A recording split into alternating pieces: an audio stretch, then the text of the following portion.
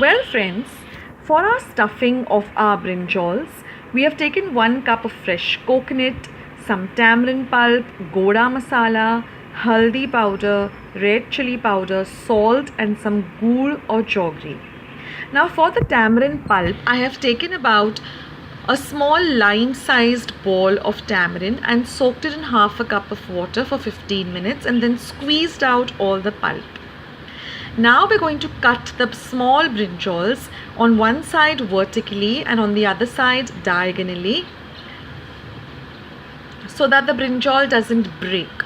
Now when you're putting the stuffing, be extremely careful and gentle as to not to break the brinjal. So I'm using about 6 to 7 small brinjals. Now we are going to make this in a pressure pan, but you can also make it in a normal cooking vessel. It will just take about a little longer, about 10 minutes longer till the brinjals are completely cooked. Of course, it always works out better in a pressure pan. Now we're not going to use all of the stuffing. You're going to keep about, say, 1 cup or half a cup of the stuffing because that adds to the gravy and thickens the gravy up too. Now this goda masala is homemade. I will leave a link in my description box of how to make goda masala at home. It is extremely simple. So here, while I'm just finishing stuffing the brinjals, we're heating some oil in a pan. Now I'm using a little more oil than normal. So I'm using 2 tablespoons of oil instead of 1 tablespoon because we have to fry the brinjals a little so they become nice and crispy too.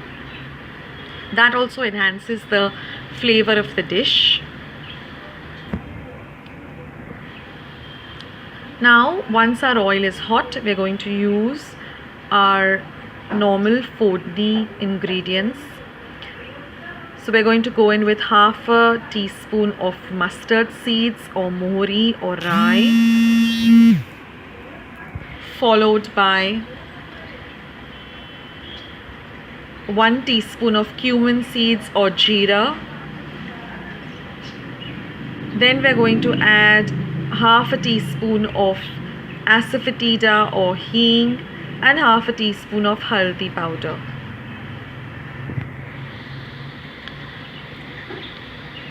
Now once our mustard seeds begin to splutter,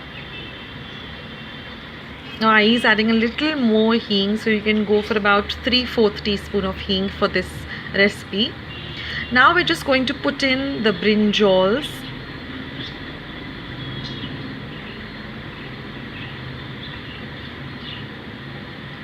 Now if you don't like brinjals, you can also use baby potatoes. I'll put a recipe up. It has the same procedure and the same ingredients, but you can use baby potatoes if you're not a big brinjal fan.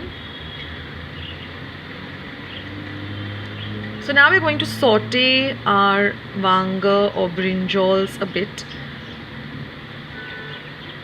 in the lovely flavored oil.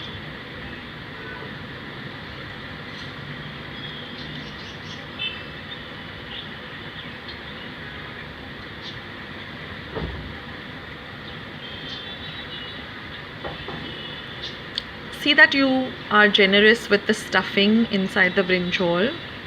Now we're just covering it. We're not completely closing up our pressure pan. We're just covering it, and we'll be repeating this procedure of covering for about half a minute, again opening it, again stirring a bit, again closing it for 2 times just to cook the brinjals a bit, and that also enhances the flavor of the dish. Now one little kitchen tip I'd like to give you here is, to make your work easier, what I like to do is, as and when I'm cooking, I like to also clean up and clear up, in between cooking time. Like if and my brinjal is taking some time to cook, I like to just put away all the spices that I've taken out, or all the coconut from the refrigerator, or the salt in its place. That really helps, and it makes work easier. I mean, instead of just, I've seen some people when they're cutting onions, they have peels all over, they have all spices lying over. Their entire kitchen platform is full of stuff. So as and when you have the time, when your vegetable is cooking, just clear up It keeps your kitchen looking nice, it makes you feel good, and it also lessens your work of clearing up so much of trash at one time. Like for example, if I'm chopping up onions, the peels, I always like to keep a paper bag and just put all of them together, so I can just, I don't have to go to the waste paper bin 10 times. I can just go once and for all and just throw up all the trash there. So now you can see that the brinjals have become a darker color. Now we're going to add in all the rest of the stuffing with a little bit of water, because we don't want to waste any of the amazing stuffing. So just add a little bit of water and clear up all the stuffing. As the old saying goes, waste not, want not. That's what we learn from our elders. Make use of everything, don't waste anything. Now one more tip over here is use fresh coconut, guys. Don't use frozen coconut, or it gives a different flavor when you use freshly grated coconut. Now look at the rich color of this dish. Doesn't it already look so appetizing? Now to cook this brinjal, we're going to add about 1 cup of water. Now it all depends upon how thick or how thin you would like to have your gravy. So you can add water if you want a thinner amount of gravy. So I'm adding about 1 tablespoon of dhania powder or coriander powder and 1 teaspoon of cumin powder or jeera powder. Now we've already added salt in the stuffing, so if you feel like you want to add some salt, just give it a little bit of a taste.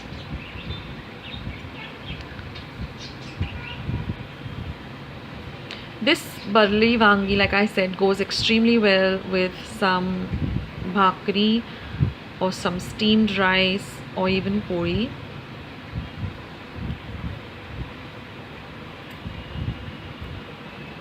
You can always check and taste whether you need to add more chilli powder, more gur for sweetening, more tamarind water.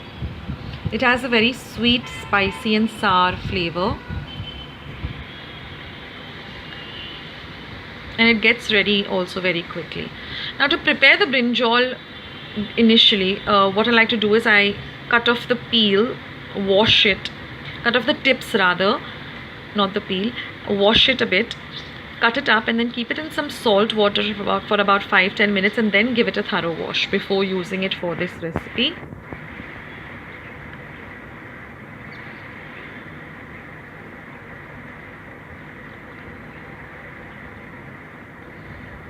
So now we're just waiting for the gravy to come to a little bit of a boil.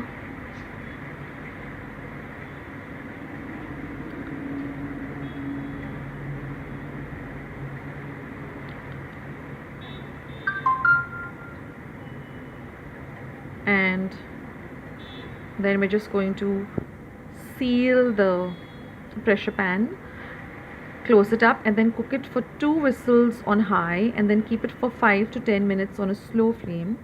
And then once your cooker is, and then put this flame off, and then once your cooker has completely cooled down or your brinjals are completely cooked, then you can open up your pressure pan or your cooker and all you have is just amazing BHARLI vangi. So there it is, friends, all ready, just garnished with some amazing coriander and you're all set for a lovely lunch or dinner. I hope